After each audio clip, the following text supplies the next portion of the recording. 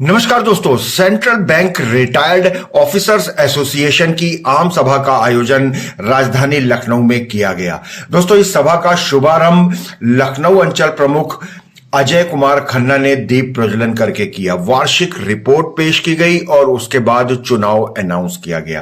दोस्तों, हम बातचीत करेंगे राष्ट्रीय महामंत्री एन.के. पारीक जी से और उनसे जानेंगे कि किन समस्याओं को लेकर, किन मांगों को लेकर आज यहां पर चर्चा हुई है और चुनाव के बाद कौन से पदाधिकारी, कौन सी नई कार्यकारिणी का गठन किया गया है। आइए पहले बातचीत करते हैं, फिर आगे की खबर आपको दिखाएंगे। मैं एन.के. पारीक, महासचिव all India central bank retired officers federation हूँ और जो कि सेंट्रल बैंक ऑफ इंडिया के अंदर रिटायर्ड अधिकारियों की राष्ट्रीय संस्था है।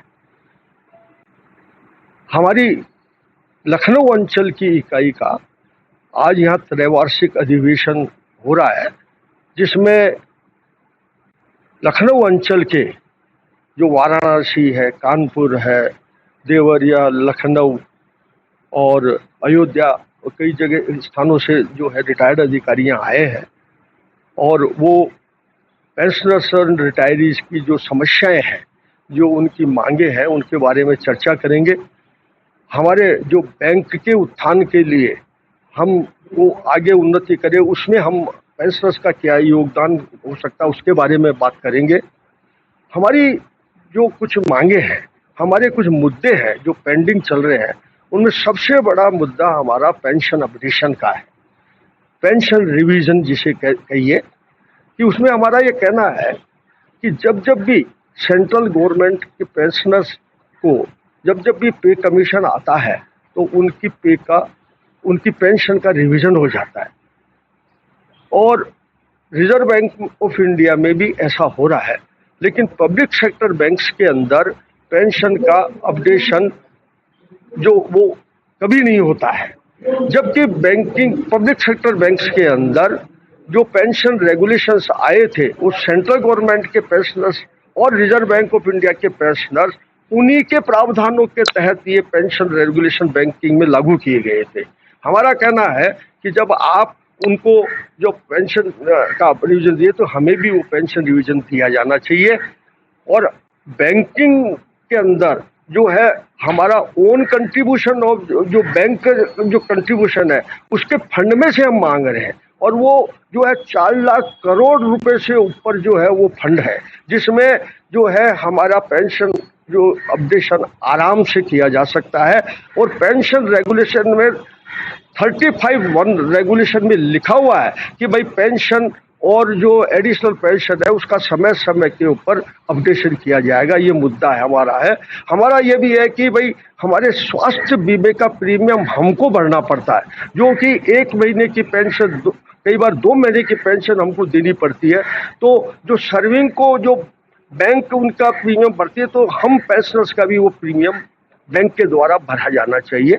एक हमको जो है कि हमारा बातचीत करने का कोई हमको प्लेटफॉर्म अवेलेबल नहीं है, कि जबकि हम कहाँ हमारी समस्याएं लगे। तो इंडियन बैंक एसोसिएशन जो कि बैंकिंग को जो बैंक मैनेजमेंट का प्रतिनिधित्व करती है, हमें उसमें वार्ता करने का, हमारी समस्याओं को जो उनको उठाने का, उनको वो जो है हमें अवसर दिया जाना चाहिए।